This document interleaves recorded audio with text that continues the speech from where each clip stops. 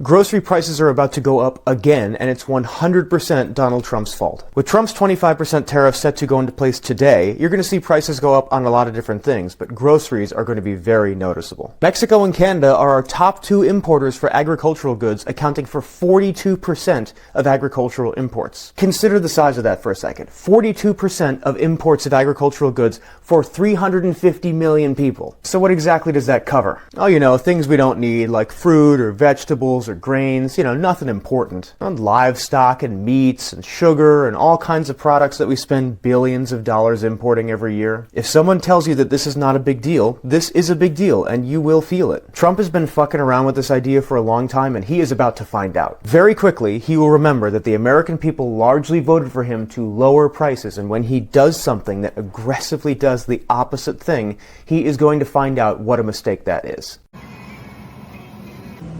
42% of agricultural imports from just two neighbors, and someone thought taxing both of them at 25% was genius. That's not a negotiating tactic. That's lighting your own kitchen on fire and calling it a barbecue. Fruit, vegetables, grains, livestock, sugar. None of that is optional. None of that is a luxury you can just swap out. And the people who are going to feel this first and hardest are the ones who are most excited about it. Basic supply chain logic: you tax the imports. The importer passes the cost to the store. The store passes it to you. There's no magic step in between where the other country just absorbs it and cries, "Expensive lesson coming," and the receipt is already printing.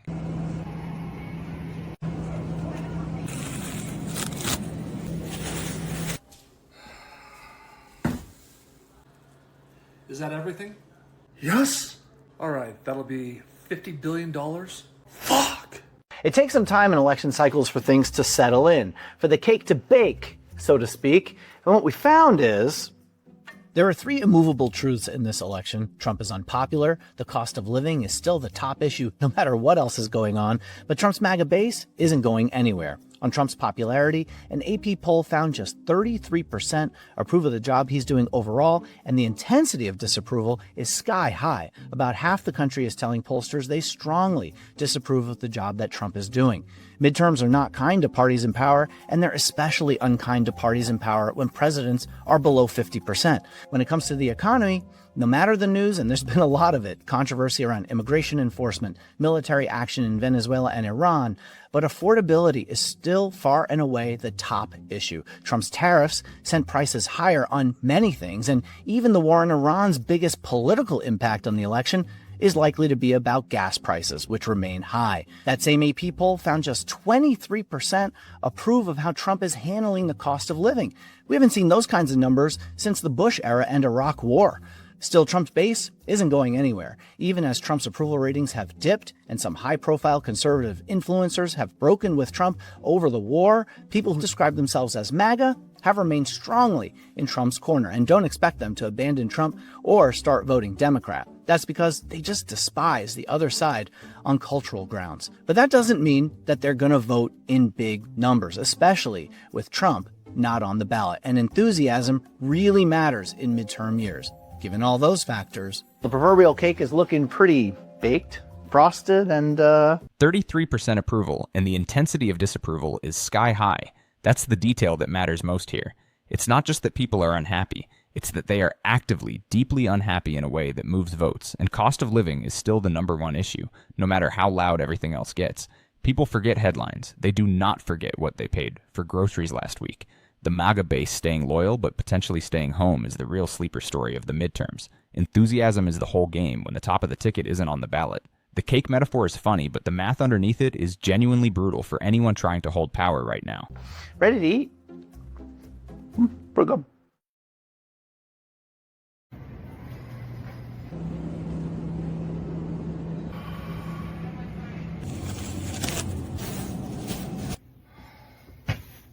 All right, is that everything?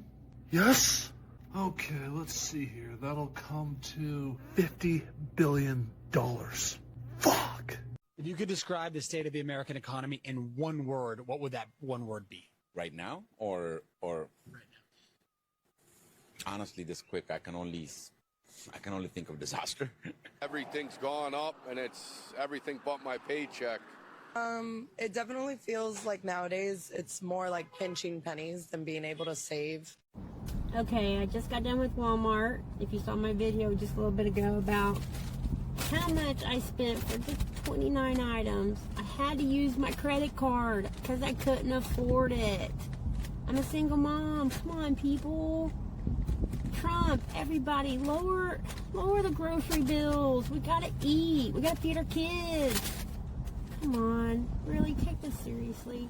Trump, the administration, anybody listening, please lower the grocery bills. We can hardly afford this stuff anymore. Thank you and bye. This is my rant for the day. It's Saturday. Bye, guys. Wow. There it is.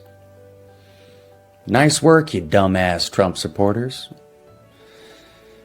Looks like tariffs will be coming to town. And the CFO of Walmart says prices will be on the rise. Okay, nice work.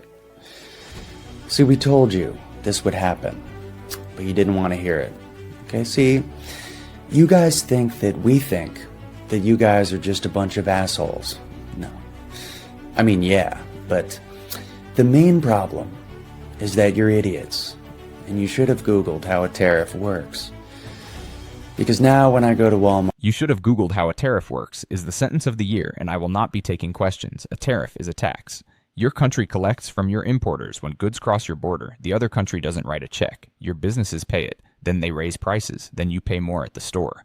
30 seconds of reading and this whole situation could have landed differently. The honey roasted peanuts line is funny, but underneath the joke is a genuinely infuriating truth. People were warned repeatedly, clearly, and the response was to call it fear-mongering. Now the CFO of Walmart is saying prices are rising, and suddenly it's not fear-mongering anymore. It's just Tuesday. To get my honey roasted peanuts, they're gonna cost more, okay? Now, making everything in America sounds great. I'll give you that. But who's gonna help out with the honey roasted peanuts? Charlie, are you gonna make them? I don't want to make them, okay? See, Trump had you guys convinced that he was gonna take these tariffs and shove them up everyone else's asses. But it was our ass the whole time, Charlie. It was our ass the whole time. Okay, fuck you guys. Okay, take care. Hey, Trump, did you see the graph we put out today? Ooh, receipts! Now, what is it this time? Your little campaign promise that you were going to lower grocery prices? Well, how do you like these apples? Look at those numbers skyrocket. Oh, man. I love science. Oh, yeah, you're going to want to take that one down immediately. Why, you're going to cancel me like Colbert? Can't cancel all of us, buddy. Just trying to be helpful. Did you look at the dates on there? Yeah, unlike your side, I actually research stuff and read everything. Well, what? Those months and years at the bottom, those are all the Biden administration, buddy. And where it starts to dip off here, that's when I came into office. Wait, what?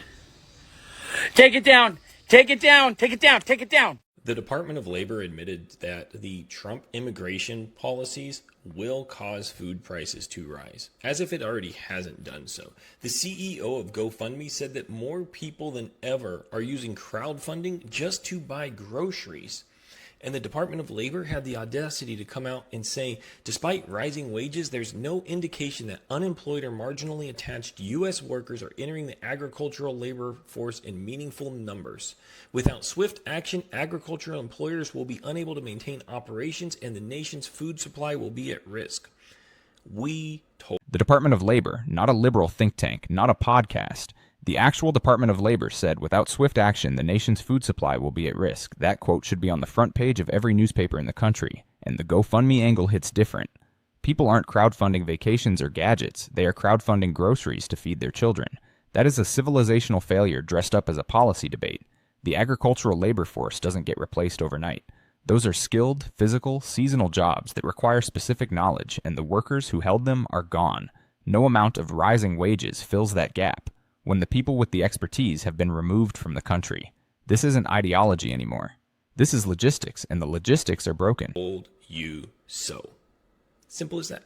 We told you that this would happen as Donald Trump went after anybody that he deemed an enemy, as Stephen Miller pushed for 3,000 deportations a day due to people's skin color. We told you. We've been telling you since the spring that this would happen. So now the Department of Labor is finally admitting it and telling Americans, hey, your food prices are going to go up. Like I said, as if they already hadn't. As if people aren't already crowdfunding groceries just to feed their kids.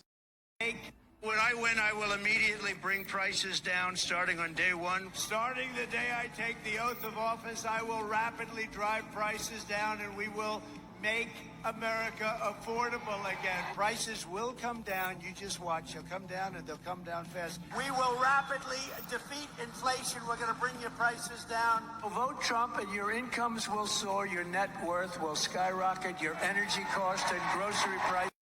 I'm at the supermarket and I'm going to show you how much meat has gone up since Trump became president. This supermarket flyer is from December of 2024. Biden was president. This is not a sale price. This is regular price. $5.49 for London broil. Today, September 2025, Trump president, the same meat is $8.49 a pound. That's 55% increase. Same supermarket, same meat. $8.49 now under Trump, $5.49 in December under Biden. 55% increase London broil. Here's one more example. Boneless beef brisket, thin cut. In the flyer from December of 2024, it's $7.99 a pound. That is not a sale price. That's the regular price. Now in September, it's $9.99 a pound. Same meat, same supermarket, 25% more expensive under Trump. That's not good. We're all paying for it. Not just Democrats. Republicans are paying for it too. So we got the latest inflation report, and can you guess the person who is probably the most bummed? London broil, same store, same cut, $5.49 to $8.49. That is a 55% price increase, and she brought the receipts, not a think piece, not a poll, an actual supermarket flyer from December. Next to a current price tag, this is the kind of content that cuts through, because nobody can argue with a number on a shelf. And the way she ends it, we're all paying for it, not just Democrats. That's the line that should be on a billboard. The state does not check your voter registration before it charges you $8.49. Prices are the great equalizer, and right now they are equalizing everybody downward. It's the Fed Chair Jay Powell, and that is because inflation popped in the month of June. Problem is, the president doesn't see it that way. He thinks tariffs are a great negotiating tool, they're going to boost the economy, and it's the Fed. The Fed is standing in the way because they will not drop rates. But they are not going to lower rates while inflation keeps going up. That's the issue. And what did we just learn? The prices are going up. The Fed has already told us they likely would have lowered rates already if it weren't for the tariffs. And so if the president wants... She just laid out a trap that has no clean exit. Inflation goes up, Fed won't cut rates, Fed won't cut rates. Because of tariffs, the administration wants rates cut but won't drop tariffs. That is not a policy disagreement. That is a logical impossibility dressed in a suit. And now the pressure campaign on Powell is getting louder. Hassett, Bessent, the whole economic team piling on. But Powell's entire job is to not blink when politicians scream at him. That is literally the institutional design. The Fed was built to be independent for exactly this kind of moment. So you've got immovable inflation meeting an irresistible political pressure campaign. And somewhere in the middle, American families are just waiting to see who breaks first. Spoiler, it's not going to be the interest rates that bend. It's going to be the grocery bill that keeps climbing. Rates lowered, most likely he's going to have to end it with the tariffs, but we all know he is the tariff man, so that's not going to happen. So what is happening? A straight up collision course between the president and the Fed Chair Jay Powell. Jerome Powell has done a terrible job, and frankly, I don't think he could do a worse job. And now it's not just the president. You got the president's whole squad going after him. It's the likes of his economic advisor, Kevin Hassett. It's his Treasury Secretary, Scott Bessent. And what's interesting about these two? Well, Scott Bessent might be the very guy who's up for the Fed chair job. Or maybe it's going to be Kevin Hassett. Or if Scott Bessent becomes the Fed chair, maybe Kevin Hassett becomes the Treasury Secretary. So you've got all of these people now going after Jay Powell. Jay Powell in the hot seat under pressure to lower interest rates. But if inflation keeps going up, he's not going to lower interest rates now. He might not do it later in this year, but the pressure is on him as the White House keeps going after him. The question I'm going to ask is, what is the president going to do about tariffs? Because what the tariffs showed us today and what the Fed has been telling us, they're causing inflation. And we're looking at it. This price is a lie, because look, it was $5.88. This is the rollback. It's the exact same price. But what's it supposed to be? It's meant to be $6.77. So what's Walmart doing? They're scamming people. So it really hit me today while getting groceries how expensive things are getting. I got 3 bags of groceries and it was $105. This coffee last August was $12.98. $12.98. Cool, I'll pay that. It's like the value size. Love this coffee. It's what I get every single time. Okay? I just went and got this $19.77. This is what I bought. Right here. Yeah, this is it. This is it. This cost me $75. I'm about to show you $10 worth of groceries in America. Bread and eggs, $4.79 and $4.70 something or another. $10 for bread and eggs. Good job. You want to see what 3.5 hours worth of work in Trump's America looks like? Let me show you. Family of 3. 3 fucking steaks. 3.5 hours worth of work. In normal America, this would buy a lot more groceries. But in Trump's America, it buys 3 steaks for dinner. We deserve steak for dinner every once in a while. This is not a normal situation. We do it as a treat for ourselves every once. 3.5 hours of work buys 3 steaks as a treat, $700 more per household per year, Goldman Sachs at 30% recession probability, small businesses passing every cost increase directly to the consumer, and the trade deficit hasn't meaningfully changed. So the pain is documented, the gain is theoretical, and real families are standing in parking lots filming their grocery bags because the numbers stopped making sense. Winners and losers is the most honest framing in this entire video. Tariffs at this scale absolutely create both. The question is just whether you're on the winning side of that equation, and if you're watching this video, genuinely ask yourself that question, because the answer probably depends less on your politics and more on where you sit in the economy right now. So we fucking deserve it. American households are paying $700 more per year, and Washington just escalated the trade war again. Follow our page and share this. It's the kind of analysis that affects every American's wallet, and everyone deserves to understand it. President Trump just announced 50% tariffs on any country supplying Iran with weapons, a major escalation on top of existing trade barriers already reshaping global commerce. According to the Tax Foundation, the current tariff structure amounts to an average tax increase of $700 per U.S. household, hitting lower-income families hardest. Goldman Sachs raised its recession probability to 30%, citing higher inflation and lower GDP growth as oil prices and tariffs compound economic pressure simultaneously. Supporters argue the short-term pain is necessary, pointing to domestic manufacturing indicators showing some sectors returning production to American soil. Critics point to data showing the trade deficit has not meaningfully changed, suggesting tariffs are functioning more as a revenue tool than a structural trade fix. On the ground, small business owners report rising supplier costs being passed directly to consumers, a dynamic economists say is keeping inflation elevated in core goods. Trading partners including China, Russia, and several European nations are reviewing their exposure and considering countermeasures, according to diplomatic sources cited by Reuters. What analysts broadly agree on a tariff policy at this scale creates winners and losers, and where you land depends heavily on where you sit in the economy. Do you think tariffs are protecting American workers and industries, or are they raising costs for ordinary families without fixing the underlying trade imbalance? Drop your take in the comments. And don't forget to follow us to stay informed on the economic and political stories that shape your daily life.